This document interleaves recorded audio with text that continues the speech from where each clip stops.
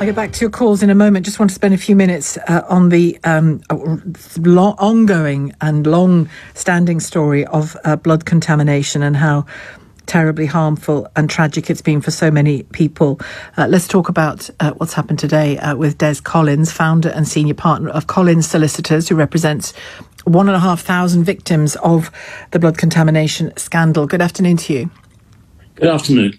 It's been announced that people will get £100,000 compensation payouts.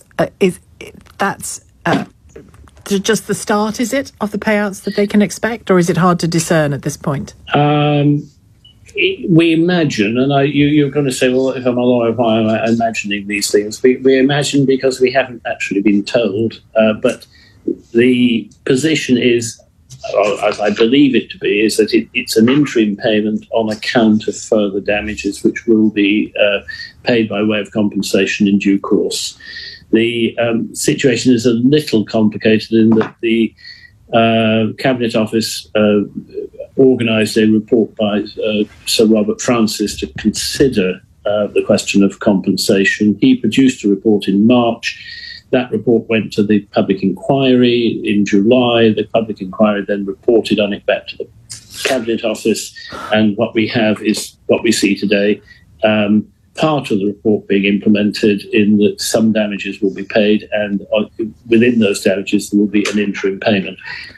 But we haven't been told exactly how it will work, when it will work, and what problems there may arise. And you would have expected to be informed of that, would you, before such an announcement was made? Yes. If you, we've been representing these victims for 5 or 6 years. We have put their case forward on a number of occasions, and what we find is that now, and I'm not being curmudgeonly about this, some victims are going to get an interim payment of £100,000. Others won't, and the ones who won't get it, I feel very, very embittered, even though people might say, well, hang on, you only have to wait for another 2 or 3 months, 8 months, 10 months, whatever. They still feel very embittered, and justifiably so.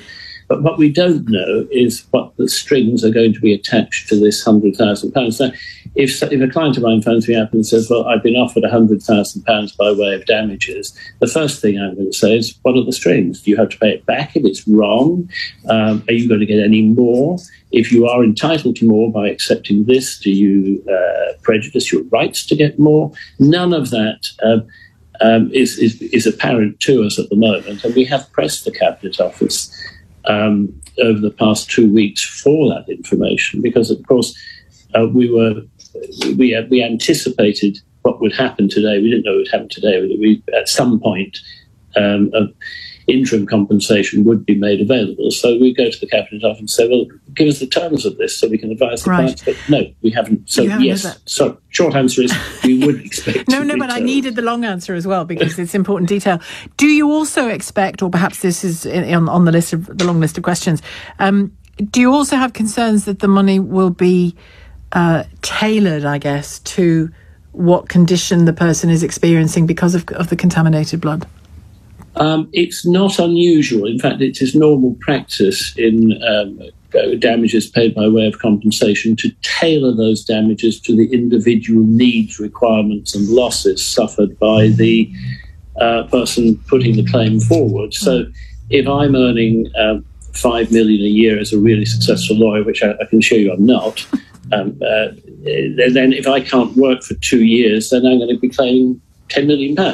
If I'm a very unsuccessful lawyer and earning £50 a year and I lose 2 years' work, I've lost 100. So it is. But you might have the same health condition because of the contamination. On top of the loss of money, the lawyers get technical and call it special damage. But on top of the direct loss of money, you get a general award for what we call in the trade pain, suffering, and loss of amenity.